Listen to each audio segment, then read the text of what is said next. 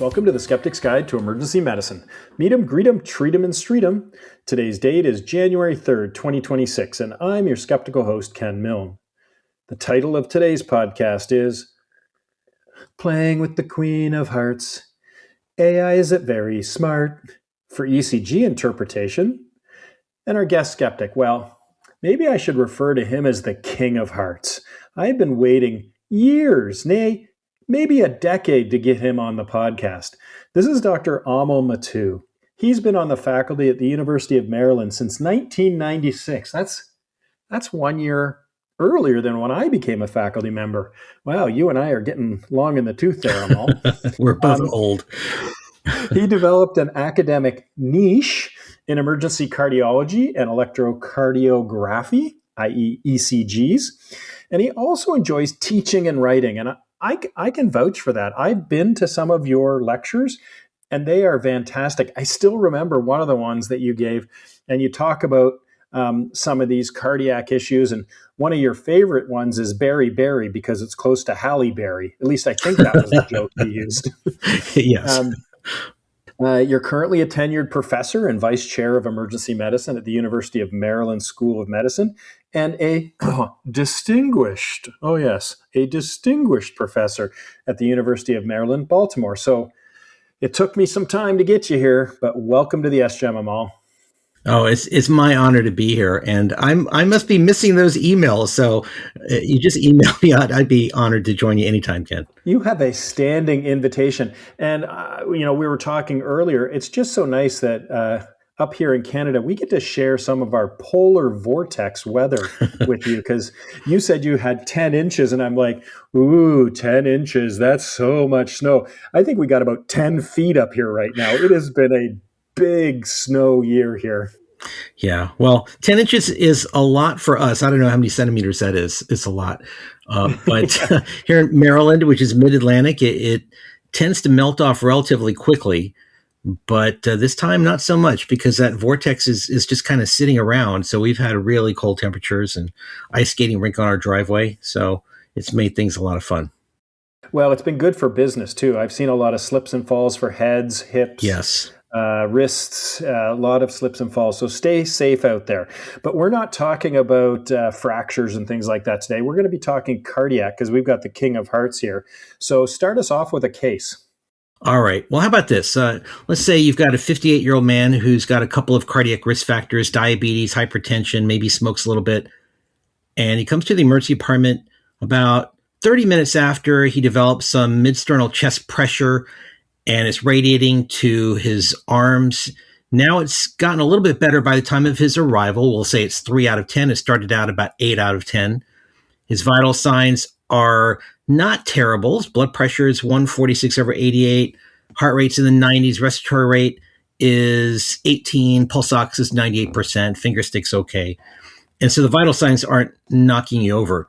But you get a 12-lead ECG, and it shows a right bundle branch block pattern and a left anterior fascicular block. So he's got a bifascicular block, and usually there's a little bit of ST segment change and some T-wave abnormalities with the bifascicular block, but you notice that there is some subtle anterior ST depression that's a bit more than you expect, and he's got tall T-waves that are tall, broad, a little hyperacute-ish, more than you'd expect in V2 to V4. And so you're worried that maybe this is what's referred to in many different terms. I oftentimes refer to this as an acute coronary occlusion, somebody that needs to go to the cath lab right away. The cardiologists call this perhaps a STEMI-equivalent, or some of the new terminology in the literature is OMI, occlusive myocardial infarction. So that's what's going through your mind right now. Is this somebody that needs to go to the cath lab right now for this OMI, or is this just some type of mimic with some repolarization abnormalities? And so you're concerned enough, you call cardiology and you want to activate the cath lab. Cardiology is pushing back, and there's a bit of we'll just call it a debate over the phone about whether you need to call the whole cath team in or not. And they say, well, just get some troponins and serial EKGs and then call us back if things change. Typical scenario. That's why you're a distinguished professor, because you put that very very nicely politically, got a little pushback. There's a debate that ensues. Yeah, get the tropes and call me back. We'll see him in clinic. Anyways, emergency physicians really need to be experts at a few things. And, we're often talking about the ABCs, and that we own the airway. And of course, people joke around that emergency physicians, their alphabet is A, B, C, T, because we just send people to the donut of truth. But, not too far down the line is E for ECGs. And we've got to be experts at interpreting ECGs. And for decades, and I can attest to that after 3 decades, we've been taught the STEMI criteria, the ST elevated MI criteria, only to learn repeatedly that there are some important exceptions like posterior occlusive MIs or OMIs, De Winters, the hyperacute T waves that you were talking about before. There's the modified Scarbosa criteria, left bundle branch blocks. I could go on. Those exceptions have evolved into really 2 distinct categories. There's the STEMI-equivalents, so that's OMIs without the classic ST elevations. And then there's the STEMI-mimics, ST elevations without the OMI. And that expanding exception list increases the diagnostic complexity and uncertainty. And this is an area where maybe some artificial intelligence could help our natural intelligence be better diagnosticians using some computerized vision and machine learning that we could provide some benefit to our patients. Which is a popular TV show now about emergency medicine. And somebody referred to AI as almost intelligent. And I actually prefer that term. But anyway, there's an awful lot of AI that's in the medical literature now. And some of the AI models have been focused entirely on ECGs. Some of the chronic outpatient stuff like LVH. But what we're talking about and what we're going to talk about today is an AI program called the Queen of Hearts, which is probably the most progressed from a research standpoint type of AI program, which is very largely focused on detecting the OMIs, the occlusive myocardial infarctions, or the STEMI equivalents. It's a deep neural network that's focused on detecting these OMIs in 12 leads. And it was described in the literature as at least as good, if not better, than practicing clinicians, maybe as much as 91% accurate in some prior work. And the FDA is reviewing it to see whether it is something that should be adopted into standard practice. And it's been studied in some of the hardest cases, the STEMI equivalents and mimics, and it's still a little bit unclear about how good it is. So we're going to spend a little time talking about that in the most recent study. And no big surprise, ECG diagnostic accuracy, it's pretty important in emergency medicine because if you misclassify someone, it can cut both ways. Because if you miss an occlusive MI, you're delaying reperfusion, while if you overcall everything or keep activating the cath lab and sending people to the cath lab unnecessarily, you're putting patients at risk and you're using up valuable resources. So if we could find a diagnostic aid, something that could augment us and help capture true positive OMIs while reducing the false activation of the cath lab, this could really improve outcome and team throughput. So let's get into the question that we have today. What's the clinical question we're going to try to answer? All right, so the clinical question is, among emergency physicians and cardiologists that are interpreting these 12-lead ECGs to try to figure out, is it a STEMI equivalent or OMI versus a STEMI mimic, how accurate are these AI programs compared, or how accurate are these physicians when compared with these machine learning ECG algorithms? So it is man versus machine. What's the reference? The reference was an article published in the American Journal of Emergency Medicine just this past November by Shroyer and colleagues. And the title of the article was Accuracy of Cath Lab Activation Decisions for STEMI-equivalent and Mimic ECGs, Physicians versus AI. And specifically, the AI program is the Queen of Hearts, by a company called PMcardio. All right, we run through a PCOT, and that's the population intervention comparison outcome and type of study. So what was the population they were examining in this particular study? Well, the humans that they were studying were 53 emergency physicians and 42 cardiologists from a community hospital And the system. intervention? The intervention was the human interpretation and the Queen of Hearts AI algorithm in terms of classifying each ECG as an OMI requiring cath lab activation versus not requiring cath lab activation. And what did they have for a comparison or the reference standard to this intervention, whether it would be the human involved or the machine involved? Well, they compared whether OMI was present versus OMI was absent. So OMI present was defined as when the angiography showed a culprit lesion with less than or equal to what's referred to as TIMI grade 2 flow with an elevated troponin, or a culprit with TIMI grade 3 flow and a significantly elevated troponin. OMI absent was defined as no culprit lesion greater than 50% stenosis on angiography, or when there wasn't angiography performed, they demonstrated negative serial troponins, no new echo wall motion abnormality, and also negative clinical follow-up. So not everybody got a cath then. And then you have your outcomes. So what was the primary outcome of interest in basically a diagnostic study? Well, the primary outcome was the diagnostic accuracy of the ECG-based cath lab activation decisions. Cath lab activation positive was defined a priori for STEMI and STEMI equivalents and for reperfused OMI, for example, Wellens or transient STEMI. All right, and finally the T. What type of study was this in a methodologic idea? So from a methodologic standpoint, what type of study was this? Well, it was a cross-sectional diagnostic accuracy study using a fixed case set, which we'll define a little bit more in a bit, with comparisons to a reference standard. That's important in there, that fixed case set. So this was not sort of a prospective, all-comer, let's take a look at what's walking in the door, here's some ECGs. They picked a bunch of ECGs and then challenged both the human and the computer and then looked at outcomes.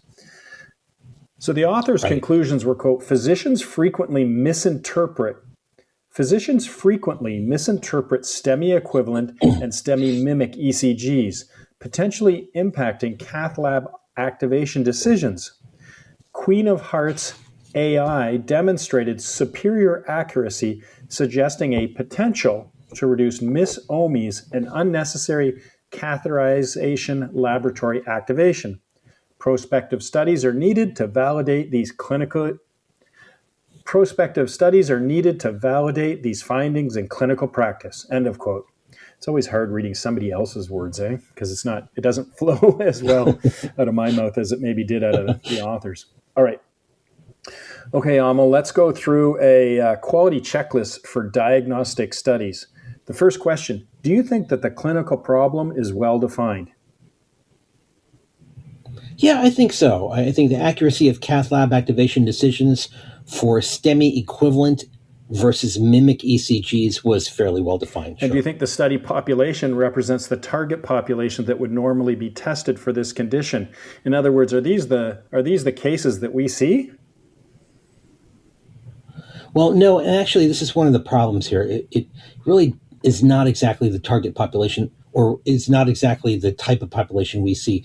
The test was set intentionally emphasizing ambiguous ECGs, and the OMI prevalence was set at 50%, which is definitely not the typical ED I'm not spectrum. seeing 50% of the cases I see ruling in for OMIs. Hopefully Thank goodness. not. The study population, did it include or focused on those in the emergency department? No, that was a bit of a problem also. The clinical question is ED focused, sure, and all of the emergency physicians were ED clinicians, but this is a case set study, not a series of consecutive ED patients. And so that gets into the next question. The study participants, were they recruited consecutively? No. The ECGs were... No, I just laughed. Yeah, no. Oh, no.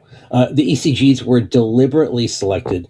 Participants were volunteer clinicians, although participation was fairly broadly encouraged, and all 53 of the 53 emergency physicians did respond. I wonder how many of the cardiologists responded. But okay, the diagnostic evaluation, was it significantly comprehensive and applied equally to all patients? Well, this is a no also. The diagnostic evaluation was not comprehensive. Some cases had angiography, while others relied on troponins and echo and follow-up. All diagnostic criteria were explicit, valid, and reproducible. That's a bit unsure, actually. The definitions were explicit, but the angiographers weren't blinded to the ECG. I would hate to have blinded angiographers, I guess, but they weren't blinded to the ECG, and that raised incorporation or workup bias concerns as well. And the reference standard, do you think it was appropriate? Yes and no. Angiography is definitely appropriate for diagnosing acute myocardial infarction. However, composite alternatives for non-angiographic cases do introduce some imperfect gold standard risk. All undiagnosed patients underwent sufficiently long and comprehensive follow-up. Well, not exactly. The follow-up and the echo and troponins were used when no angiography was performed, but the duration of follow-up was a little bit limited. All right. What about the likelihood ratios of the test in question? Are they presented, or can they be calculated from the data that they provide? Yes, okay. That's a yes. And how about the precision of the measurement of diagnostic performance? Do you think it was satisfactory? That's kind of uncertain. There is reasonable confidence intervals of 95%, which were reported for the humans. In contrast, the AI estimates are based on an N of 18 ECGs in one pass.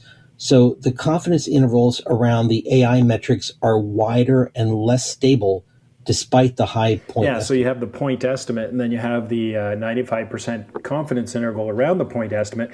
And when you have a small n, just by the statistical nature of things, you get wider confidence intervals. How about the funding and the conflicts of interest? Where did the money come from? Well, there was no external funding. Several authors reported stock ownership and consulting with the company Powerful Medical, which is the developer of the Queen of Hearts, and other authors reported no conflicts. All right, that was the quality checklist. Let's go through the results. We already said that they got 95 physicians to interpret the ECGs, with a majority of them being EM physicians, 53 versus 42 cardiologists. And when you get cardiologists, not all of them are the same. There was 23 general cardiologists, 15 interventionalists, and 4 electrophysiologists. And then when you looked at experience as well, the emergency physicians had about 7 years of experience versus the cardiologists, which was double at 15 years. But let's get to the key result. What did they find? Well, what they found was that the Queen of Hearts AI had a significantly higher accuracy than the humans, and there really was not a significant difference between the humans, between the emergency physicians and the cardiologists. Yeah, when you break down that primary outcome, emergency physicians and cardiologists, they sat around 66% with regards to their accuracy, whereas the Queen of Hearts AI was at 89%. But let's talk about some of the misclassifications. The most frequently misclassified cases by humans were the left bundle branch blocks, pluses or minus OMIs, transient STEMIs, and hyperacute T-wave OMIs, and De Winters. Whereas the Queen of Hearts AI missed left bundle branch block OMIs and left ventricular aneurysms, Right bundle branch blocks and fascicular blocks and hyperacute T-wave OMIs produce the largest EP cardiologist disagreement. Anyways, you guys don't have to remember all of that. I will put a table in the show notes that shows the emergency physicians versus the cardiologists versus the Queen of Hearts, and we'll give the sensitivity, specificity, positive, negative predictive values, and likelihood ratios for you to look at. But you know what? I want to talk nerdy with you. You look like a guy who likes to talk nerdy. You've got the glasses on. You've got the, the gray hair going. I mean, you're ready to talk nerdy to me, aren't you? Oh, I love talking nerdy. So the first thing we're going to talk about is spectrum bias. Now, the investigators were quite transparent about this, and they intentionally selected ambiguous STEMI-equivalents and STEMI-mimics. And the ECGs and fixed the OMI prevalence at 50% for reader studies. So that design improves efficiencies in comparing readers and the AI, so you can compare the humans versus the AI, but it really doesn't reflect the spectrum or prevalence that we see day to day in the emergency department. And therefore, it really threatens the external validity out of this simulated environment. Now, in diagnostic accuracy research, we know that spectrum bias occurs when the distribution of disease versus non-disease or disease severity or lookalikes in the sample differ from that in our clinical population that would be tested in. And it can change the sensitivity and specificity in either direction. Selecting borderline cases may deflate both compared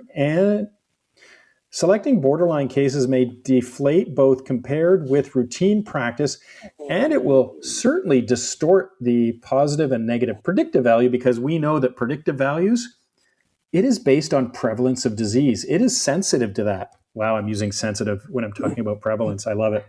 Now, the authors acknowledge this by noting that this 50% OMI prevalence and the deliberate use of ambiguous ECGs, and they quote say, may not accurately reflect predictive values observed in the real world setting.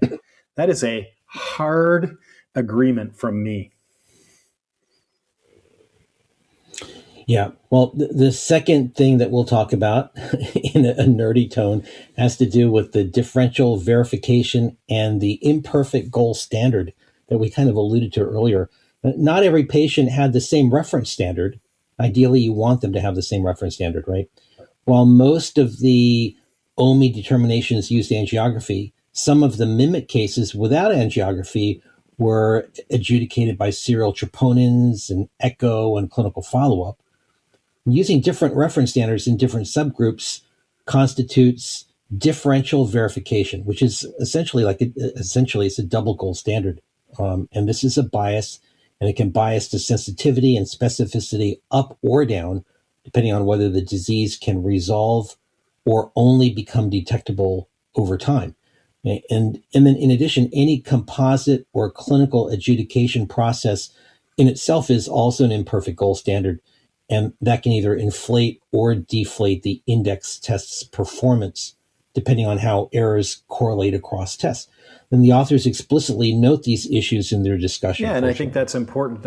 We make design choices when we put together studies and the methodology, and we just have to recognize that there'll be limitations to any study design. And this gets into my third point, and that's about incorporation bias. This is seen in diagnostic studies. The paper reports that the cardiologists performing the angiography were not masked to the ECG findings, so they knew what the ECG showed. And when the result of a test, the index test, helps determine the reference diagnosis, this is classic incorporation bias. This typically inflates both the sensitivity and specificity, so true positives and true negatives, of the index test, because the gold standard classification is partially, and I'll put in quotes, contaminated by the test under study. In this context, seeing a concerning ECG may tilt the invasive assessment and adjudication towards, I see a corporate lesion over there. I see a culprit lesion over there, and labeling that or influencing some of the subjectivity in this, some of the borderline calls. making that ECG-based classification really look better than it is. Right. Well, point number 4 has to do with unit of analysis and precision limitations. Remember, this is a reader study with 95 clinicians classifying the same small set of only 18 ECGs. Even with appropriate statistics, the small number of cases means that performance estimates can be very fragile, and the 95% confidence intervals reflect that imprecision. Now, to their credit, the authors modeled accuracy with multi-level, robust variants to account for clustering, multiple readers rating the same cases, but the design still limits precision and generalizability across the full morphology spectrum of each category. The authors themselves actually state that one representative ECG per type cannot represent all STT variants, and also that asking physicians to read far more than 18 tracings was going to be impractical. This imprecision concerns should raise our skeptical radar, and we should factor this into our interpretation of the study. So we were talking about snow earlier. You've probably reviewed just countless numbers of ECGs, correct? Yeah, more than I can Would you count. say that an ECG is like a snowflake? There are no two ECGs and no two snowflakes the same? Absolutely. I mean, normal can come in a lot of different forms. It's like faces. If you look at someone, I look at your face, you have a normal face, but you don't look the same as somebody else with the normal face. Every single different face and every single different ECG is going to be a little bit different. And that is going to be a problem when you do studies like this. Yeah, because they only had a small set of 18 ECGs, and trying to extrapolate that to all ECGs when we know that there's so many different little variations and variations of normal. I remember my son, when he was growing up, he'd say, "You're unique, just like everyone else." So every ECG, every snowflake is unique, just like every other one. It sounds like a Yogi Bearism. All right, the fifth and final nerdy point we wanted to make was about external validity. This study is a single center and uses an online survey without interruptions, time pressures, serial ECGs, bedside echoes, or troponin trends that influence ED decision-making. In other words, if anybody's watched an episode of The Pit and then shove an ECG in the doctor's face, that is not just a bunch of doctors sitting down and reviewing in a very calm environment, sipping a nice Nespresso, reading ECGs. That is not how we operate. It is chaos, and sometimes they're even sliding the ECGs under the door of the bathroom to reach performance metrics. So the authors explicitly cautioned that the controlled survey conditions do not replicate real world clinical environment and could over or underestimate real world accuracy. AI performance can also be domain dependent, ECG device, process, patient mix, and showing simulation superiority doesn't necessarily guarantee clinical utility until it's confirmed in a prospective practice study. And the authors mention that specifically in the last line of their conclusion. So I think that's really important. This is a limitation known in diagnostic literature, including the AI diagnostic literature, and it emphasizes that potential differences between this artificial scenario that we set up and a prospective bedside clinical in the pit application. So until it's realized in the real world, until you release this into the real world in hospitals and workflows, we really don't know if this will have a net positive patient-oriented outcome or poo. All right, let's comment on the author's conclusions and compare them to the SGEM's conclusions. I would say we generally agree with the author's conclusions. I think they were very reasonable. How about an SGEM bottom line? Well, I think a second set of artificial eyes on the ECG can help us catch occlusions we might miss and avoid some unnecessary cath lab activations also. But the Queen of Hearts AI needs to be tested in a real-world trial before using it as a real world adjunct. Yeah, we're looking at combining artificial intelligence from natural intelligence. So it's sort of like bidirectional or intelligence, right? Not AI, not NI, maybe BI or something like that. Some new term we'll have to come up with to talk about the combination between the two. But we're really looking at augmenting our clinical decision making. All right, how about a case resolution to the case that you presented at the top of the podcast? Sure.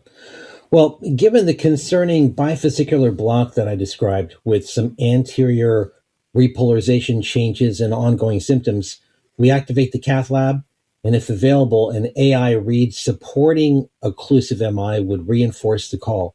If it disagreed, we would not delay for the algorithm. In the lab, the patient's found to have a proximal LAD culprit and fortunately undergoes successful PCI. Right. So you're the king of hearts. How are you going to take the queen of hearts and apply it clinically? Well, I personally am not entirely sold. I would like to see this applied to real world application a little bit more. I think if there's a really equivocal call, it's kind of nice to have a little bit. I'm sorry. I'll back up here. Clinical application. I was kind of going off script here. Okay, let me rephrase that. All right, clinical application. Well, the most significant finding that immediately makes me doubt the utility of the study is that chart that shows sensitivity and specificity. Even without all the nerdy details, it's obvious that a 65% sensitivity for picking up OMIs, or my preferred term, acute coronary occlusion, is not possible. Any emergency physician or cardiologist who's missing 35% of coronary occlusions is going to be fired and sued many times over and driven out of medicine. So without even reading the entire paper, as soon as I see that chart, I know it can't be right unless the clinicians at this institution are completely incompetent. Now, reality is that they picked on purpose equivocal cases. So nobody should look at that 65% figure and think emergency physicians are currently only picking up 65% of ACOs and cardiologists and cardiologists. And then, yeah, there you go. And cardiologists as well.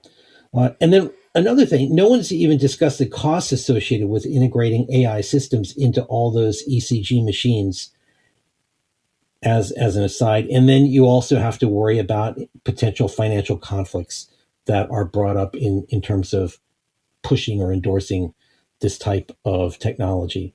So in my opinion, again, the Queen of Hearts AI system is not ready for implementation in clinical practice outside of a research study.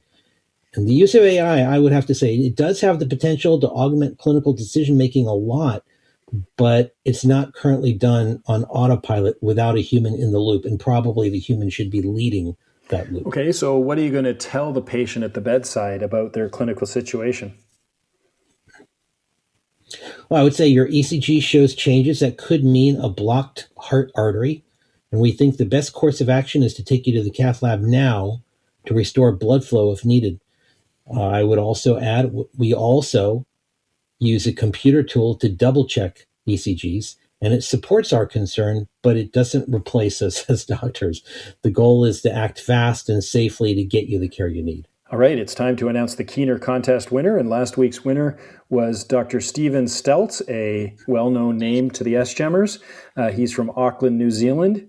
He knew the enzyme inhibited by etomidate to decrease cortisol and aldosterone is the 11-beta hydroxylase. Amal, what's the question this week? Question this week: which traditional ECG task was among the first to be successfully automated using AI techniques? Well, if you know the answer to this question, then send an email to me, thesgem@gmail.com, and put Keener in the subject line so I can find the answers. And that first person, and it might even be Stephen Steltz again, that first person who gets that question correct will receive a shout out on the next episode. Well, thank you very much for coming on this snowy evening and doing an SGEM with me. Oh, thanks so much, Ken. It truly was my honor, especially to talk about something that I love, and that's ECGs. Hopefully it didn't give you any angina or chest pain to put you through this critical appraisal process and talking nerdy with me. And maybe I could get you back on the SGEM when we see another really good paper looking at ECGs. Absolutely. I will be happy to talk nerdy with you anytime. All right. One final thing. Can you read the tagline at the end of the show? Remember to be skeptical of anything you learn, even if you heard it on the Skeptic's Guide to Emergency Medicine. Talk to everyone next week.